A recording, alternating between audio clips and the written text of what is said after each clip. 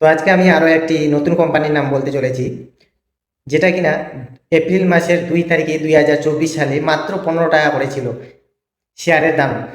সেই শেয়ারের দাম 1 বছরের একটু উপরেই 10,000 টাকার এখন উপরে চলছে প্রতি শেয়ারের দাম। তো কোম্পানিটার নাম হলো RRP সেমি কন্ডাক্টর। ঠিক আছে, তো আমি আজকে এই ভিডিওর মাধ্যমে তোমাদের সামনে তুলে ধরবো যে কোম্পানি কি কি ব্যবসা করে, সে কি তার কোম্পানির প্রফিটে এত টাকা দাম বাড়িয়ে গেল তার শেয়ারের, নাকি এমনি ভুয়োভাবে এই কোম্পানিটির দাম বেড়ে গেছে।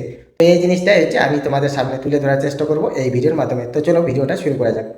তো আমি চলে আসলাম কোম্পানির অফিসিয়াল ওয়েবসাইটে। RRP সেমিকন্ডাক্টর লিমিটেড মূলত সেমিকন্ডাক্টর এবং ডিজিটাল চিপ শিল্পে ব্যবসা করে এই কোম্পানিটি আউটসোর্স সেমিকন্ডাক্টর অ্যাসেম্বলি এবং টেস্টিং পরিষেবা প্রদান করে। বিশেষ করে মহারাষ্ট্রে তাদের প্রথম OSAT প্ল্যান্টের মাধ্যমে এবং ইউরোপে চিপ রপ্তানির দাবি করেছে। এই ইলেকট্রনিক্স এবং তথ্য প্রযুক্তি খাতে কাজ করে। মূল ব্যবসা কোম্পানি রয়েছে চিপ প্যাকেজিং, টেস্টিং এবং সেমিকন্ডাক্টর ডিস্ট্রিবিউশন। 2 নম্বর ব্যবসা হচ্ছে, আগে এটি বিনিয়োগ ও ট্রেডিং করত, কিন্তু পরে সেমিকন্ডাক্টর ব্যবসায় রূপান্তরিত হয়েছে। অবস্থান মানে কোম্পানিটি এখন কোথায় বর্তমানে আছে? মহারাষ্ট্রে তাদের প্রথম OSAT সুবিধা রয়েছে। এবার সতর্কতাও আবার দিয়েছে। কিছু প্রতিবেদনে এই কোম্পানি সাম্প্রতিক অস্বাভাবিক শেয়ার দর বৃদ্ধি এবং ব্যবসার বাস্তব আর্থিক সক্ষমতা নিয়ে উদ্বেগ প্রকাশ করা হয়েছে।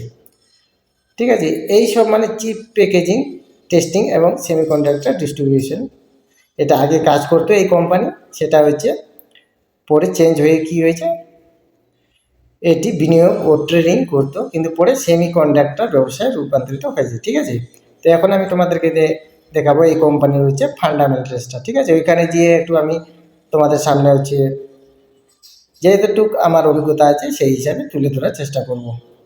দেখতে পাচ্ছ RRP সেমিকন্ডাক্টর 10,135 টাকা চলছে কারেন্ট শেয়ার প্রাইস। ঠিক আছে,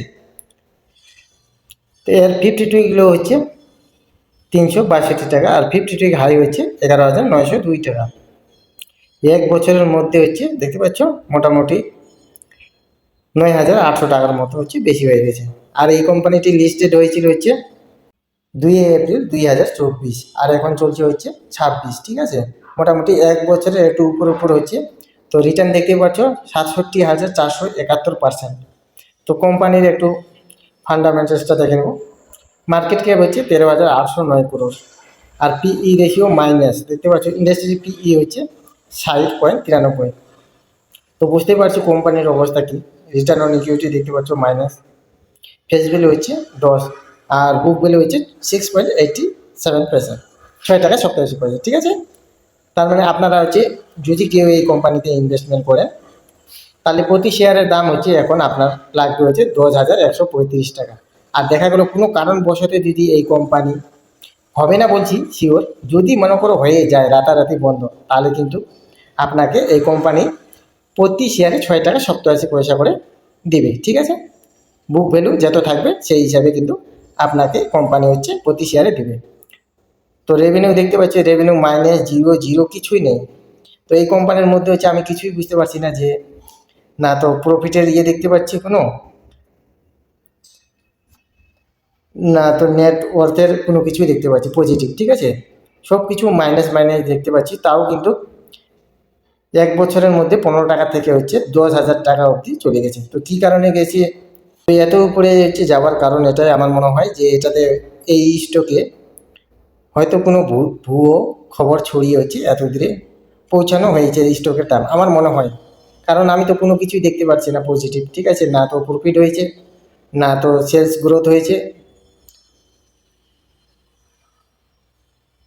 কোনো কিছু আমি দেখতে পাচ্ছি না পজিটিভ। ঠিক আছে, তো আমার মনে হয় এরকম স্টক থেকে যত সম্ভব দূরে থাকার চেষ্টা করাই ভালো। কারণ এইসব কোম্পানি যখন তখন বন্ধ হয়ে গেলে কিন্তু আমাদের মতো যেসব ছোটো মোটো ইনভেস্টাররা আছে তাদের কিন্তু পয়সা ডুবে যাবে। তো ঠিক আছে, যে কোনো স্টকে বাই করার আগে কিন্তু ভালোভাবে তোমরা জেনে নেবে। আর এই ভিডিওর মধ্যে হচ্ছে এতটুকু আমি তোমাদেরকে ইনফরমেশন দিলাম। তো ঠিক আছে, দেখা হবে আবার অন্য একটি ভিডিওতে।